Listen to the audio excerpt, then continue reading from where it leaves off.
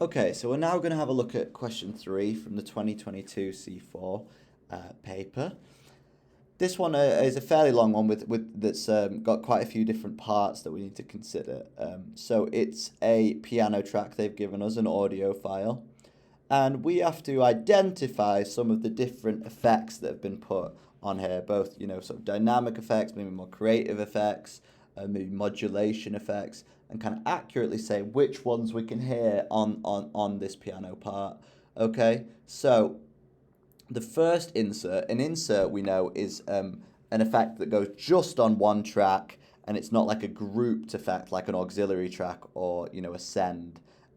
So they're basically saying it's got three effects that just affect this thing. And the first insert, the first effect, increases the piano sustain. So it might take something with sort of a shorter decay and make the decay longer. So I think a lot of people, when they read, a lot of students, when they initially read the possible responses here, are quite drawn to answering with reverb, because we know that when we add reverb to something, it simulates a space, and we're usually putting a time value onto that space of 2, 3, 4 seconds, which is making the sound decay for a longer time.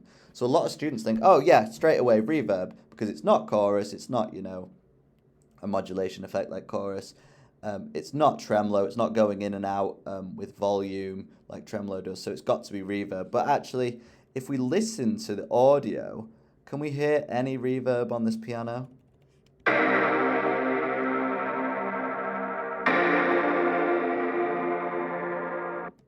Not really. There isn't any long reverb or really noticeable reverb on there. So we've got to really ask ourselves, well, what else could it be? Well, we know our compressor does squeeze down elements of a transient or a waveform. But actually what we can do is we know that if we set our attack and release parameters in a certain way, our compressor can actually increase the sustain of something, as well as it can decrease the sustain of something as well. So if we have a audio file, a transient, that starts really loud like this, but then has quieter audio after it, what we can do is set our compressor with an attack of 0, so it immediately cuts down on this big, let's see here. So our sound here, imagine this is the piano note, it might have a loud initial attack and then a decay that gets quieter over time.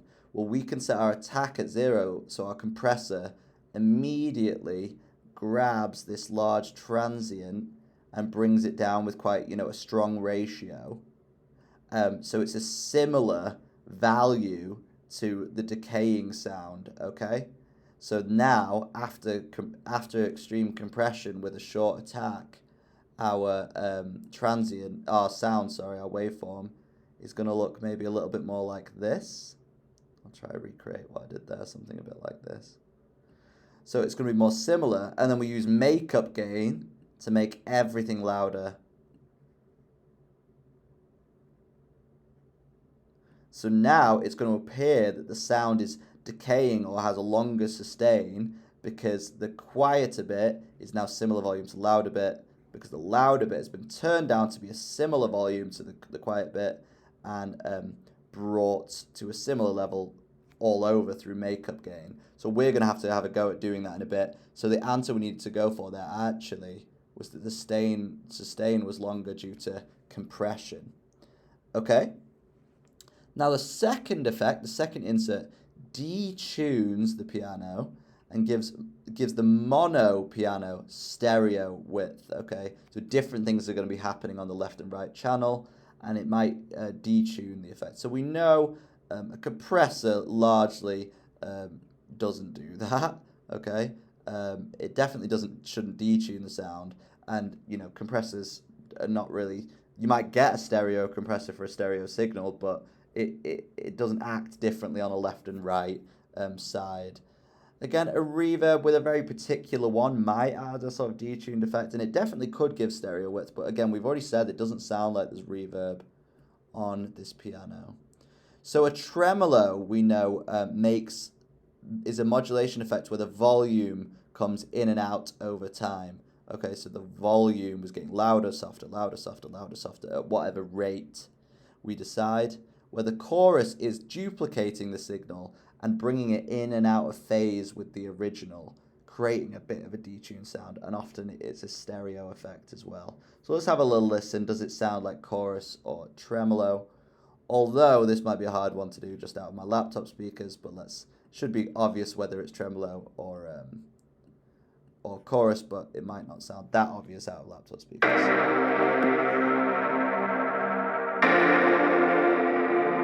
So I can't hear the volume going up and down over time. I can just hear this detuning and this stereo sort of width changing, and I can look on my fader over here. I can see that the left channel is a bit louder, then the right channel is a bit louder. It's kind of phasing around back and forth. So our chorus is definitely going to be a good answer. Okay, so we will go for chorus there as well. So a lot of students a lot of my students at least, need to read the questions a bit closer. You've just done this exam, and lots of people just saw, oh, it's one of these questions where I've got to kind of add clipping to a wave, and just did that and moved on. Oh, 2 marks. But what you've got to know is actually it's 4 marks. And there's another question later in this exam where you have to label axes. And a few students are just missing these where it says label axes. So make sure that you're not skipping those, because there's really valuable marks there just for doing basic things. So what we can see here is a really zoomed in waveform, and it's going over, this is sound over time, isn't it? So our lower, our axis going across must be time. And then we're looking at, well, this isn't sort of an EQ chart, is it? It's not got frequency either side, like low frequency down here or high frequency. It's not that sort of chart. It's just amplitude, so level or decibel over time. So amplitude over time. So you would have got 2 marks just for saying that. Okay? And then people were quite rightly, we're adding gain here. We're adding gain. So anytime our peaks, I'm not going to do the whole thing on my computer mouse because it could be a bit of a nightmare, but all these peaks and troughs are going to get larger. The ones that would go over this peak here, they're going to get clipped, so we need to make them flat at the top. This is going to come back down.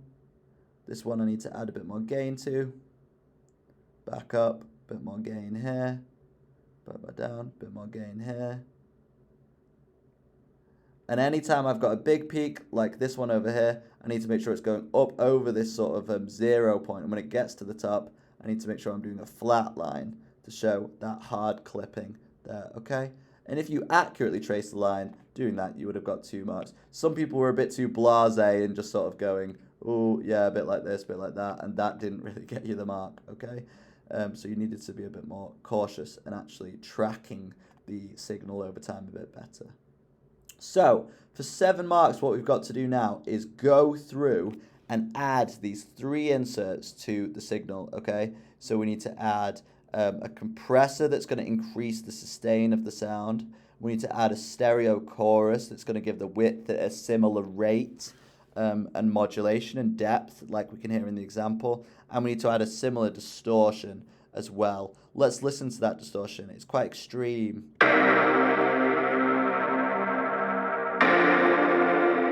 So we might have to go for quite an extreme distortion effect. So we need to cut out these first 2 bars because those obviously have the effect already on them. So I'll just do Command T there and then drag our unaffected signal down to another track there.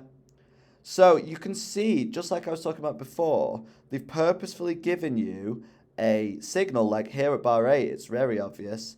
They've given us something with a very loud initial transient with then a sort of gentle decay. So what we need to do is compress this first bit quite heavily. So we need to have an immediate attack and then quite a short release. So it just compresses this first bit of the wave, meaning we can then increase the sustain of the rest of the signal. Okay, so let's do that compression first of all and try make it sound similar to the example. So if we listen to the example, it's pretty loud throughout. It starts at about -6 here, And then still as it's decaying, it decays down, but staying fairly loud throughout. I think at the lowest point it goes down to about -15, -18. So use those visual numbers to be helping you here. Where our example we've been given starts really loud. So I might try and match that and then decays down to really quiet. So we've already had the discussion and we've did a little diagram. We need to use an immediate attack and a short release. So we're just compressing this initial transient. That's going to make the initial transient and the rest of the sustain similar volume. And then we're going to use makeup gain to make it all a similar volume to the example we're given. So let's do that now. So I'm going to go for a compressor. And I know that I'm probably going to want a fairly high ratio. And we want the bit that's just going over initially. If I turn my compressor off, we know it's all the way up at 0. So our threshold, we might not need to set too low. Let's set our threshold around -12. Let's start there. And we know we want a very quick attack. I'm going to bring this right down here. And we want maybe quite a short release. And we're going to have our knee so that it's hard, so an aggressive knee, which on logic is actually 0, not 1. So if you're a bit confused about that, you can always go to this graph view here, and it will show you the compression graph. We want a hard knee, so it immediately compresses at the correct ratio. So let's have a little look at what this is doing when I play.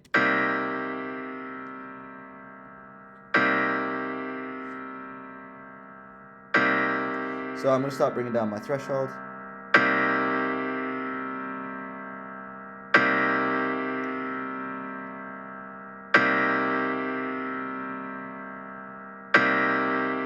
So what you can see there is just compressing that initial part of the sound. I'm going to turn auto gain off so I can hear that a bit better.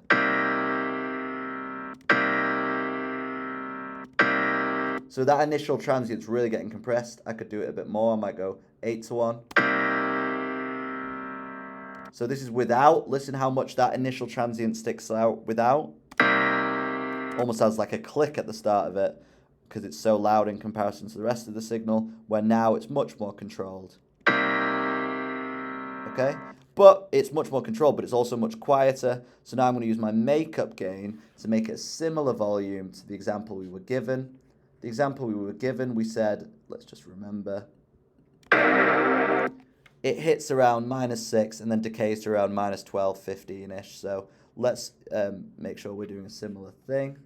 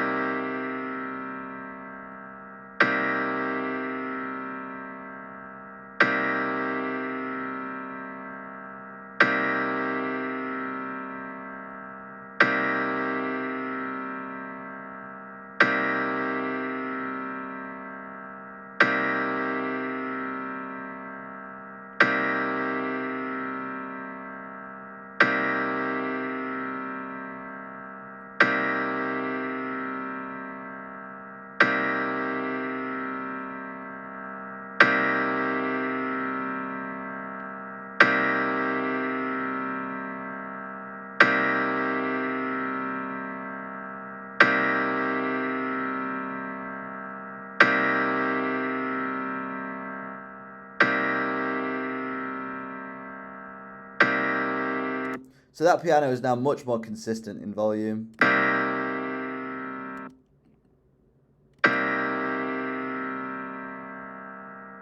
And we can hear it sustaining throughout. When we add our distortion as well, it's going to help us hear that sustain a bit better as well.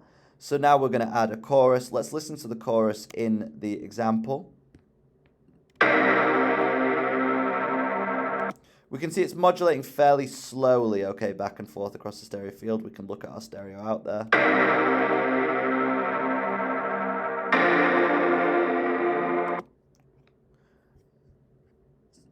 So we can add our chorus now. So if we go to modulation effects chorus, we need to make sure we're stereo. So I think it's definitely a bit faster than that. and obviously it's much more intense than that. The intensity is like the depth, okay? So we can turn up the mix, which is the dry and wet.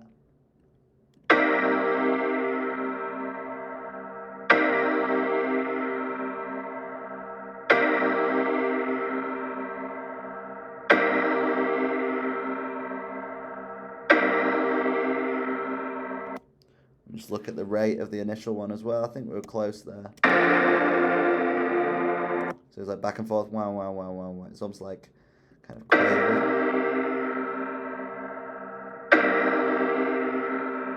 I think that's a bit more like it.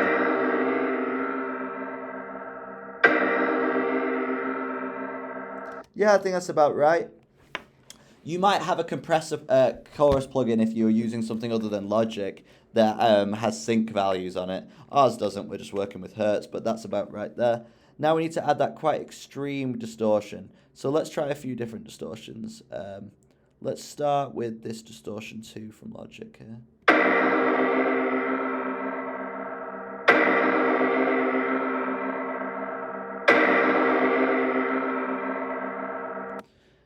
Does that sound similar to the example?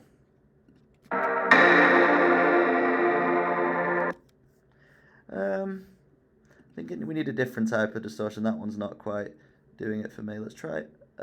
Let's try it potentially a bit crusher. It's quite grainy, the sound, isn't it?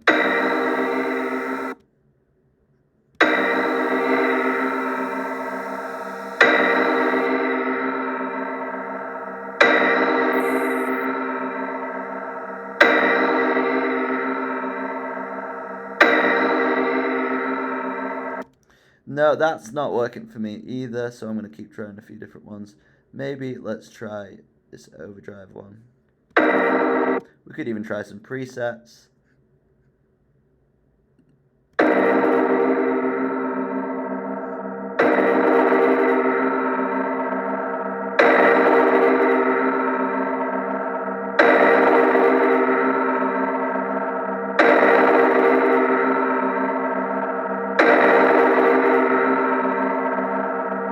So what they're listening for in the mark scheme when we look at it, they want that distortion to last throughout the whole signal, so that's why I'm driving it quite hard there.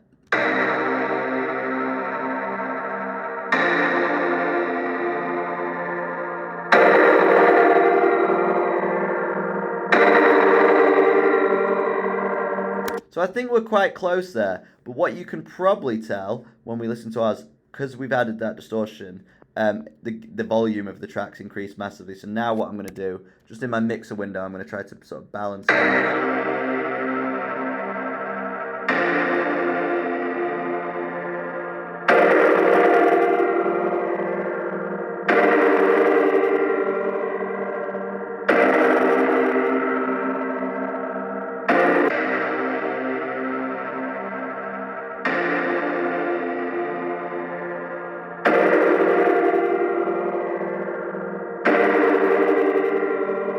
So just listening again now, I think we're really close. I think our chorus might be a little bit too much compared to the example. Let's bring that down a bit.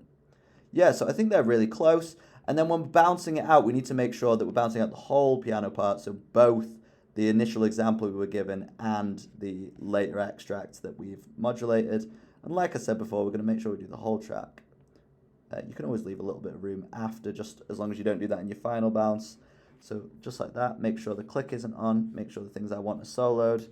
Command B, WAV file 16-bit 44.1, and then just bouncing that to where your examiner tells you to. It'll most likely just be on the desktop of your Mac. Okay, so we will move on to the next question now. In fact, let's look at the mark scheme very quickly. So we knew the answer was compressor, we knew the answer was chorus. Again, here they were looking for volume level. They would have accepted. They actually really were looking for voltage or displacement from the 0 point, but volume or level, amplitude, decibel would have been fine. And then time, or you could have put time in seconds or milliseconds. Then again, if you had it looking like the example, but with these clipped points at the highest part, that would have got you the 2 marks. However, if you didn't quite accurately do it, or you clipped every single wave, you would have only got 1 there. Okay. Then we were looking for, just like we've done, our piano has a similar sustain to the example we were given. Yes, it does. It has a stereo and subtle detuning with chorus. However, I just turned my chorus down because I thought it was probably a bit too deep, a bit too much. So I turned it down a bit. And then our distortion is similar. So it's really distorted at the start, but less so towards the end, which I could hear working quite well for us. And then we made sure that we had all of the rest of the parts, the initial example we were given as well. Okay, so in the next question, we'll move on to question 4. Hopefully that was helpful for you.